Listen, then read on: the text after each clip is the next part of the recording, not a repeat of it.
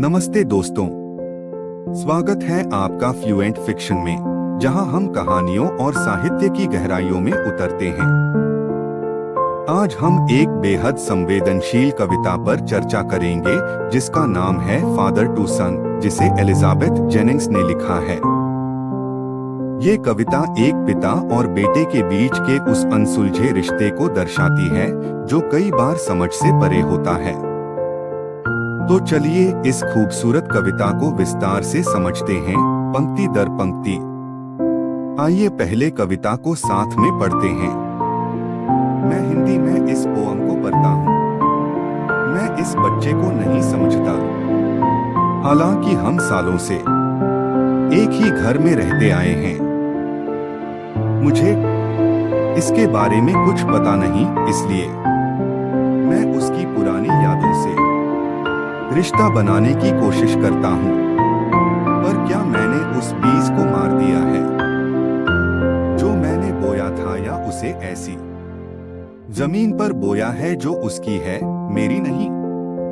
हम अजनबियों की तरह बात करते हैं और हमारे बीच समझ का कोई संकेत नहीं है। हमारे बीच की चुप्पियां ऐसे बढ़ी जैसे हम अब भी बोलने में असमर्थ हैं। मैं चाहता हूं कि वह अपने पिता के घर लौट आए, उस घर में जिसे वह जानता है, बजाय इसके कि वह अपनी दुनिया बनाए। मैं उसे माफ भी कर दूंगा, दुख से एक नई प्रेम की रचना करते हुए। अब जब हमने कविता सुन ली है तो चलिए इसे विस्तार से समझते हैं। विश्लेषण सेक्शन 1, पिता और पुत्र का रिश्ता। कविता की शुरुआत पिता की निराशा से होती है। वह मानता है कि वह अपने बेटे को समझ नहीं पा रहा, भले ही वे सालों से एक साथ रह रहे हैं। यह एक ऐसा अनुभव है जिससे कई माता पिता गुजरते हैं। एलिजाबेथ जेनिंग्स हमें एक ऐसी तस्वीर दिखाती हैं जहां दो लोग एक घर साझा कर रहे हैं।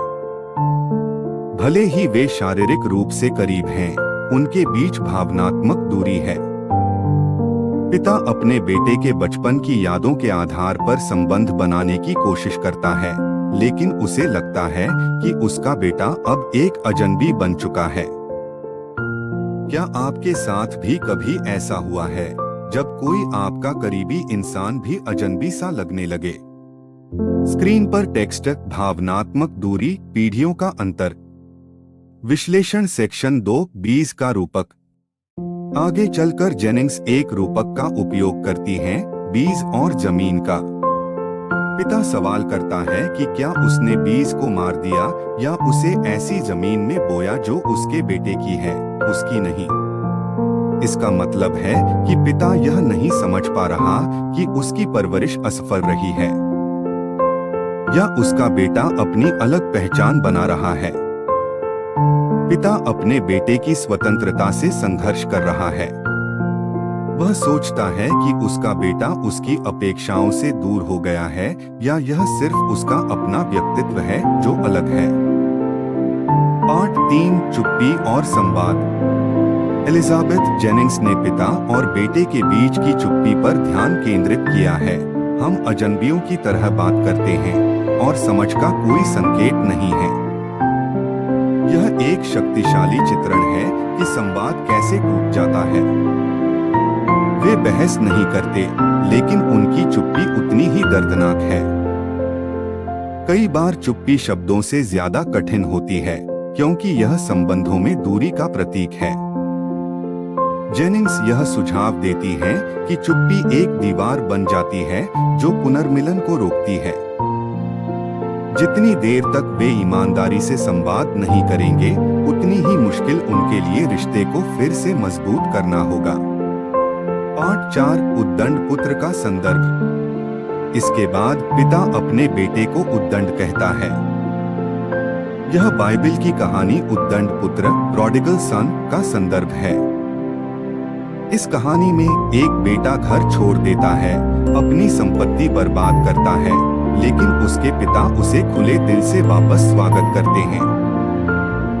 यहाँ पिता इस उम्मीद को व्यक्त करता है कि उसका बेटा भी घर लौट आए, चाहे उसने कितनी भी गलतियां की हों। वह चाहता है कि उसका बेटा वापसी करे, भले ही वह असफल हो गया हो, बजाय इसके कि वह अपनी अलग दुनिया बना ले और उससे और दूर चला जाए।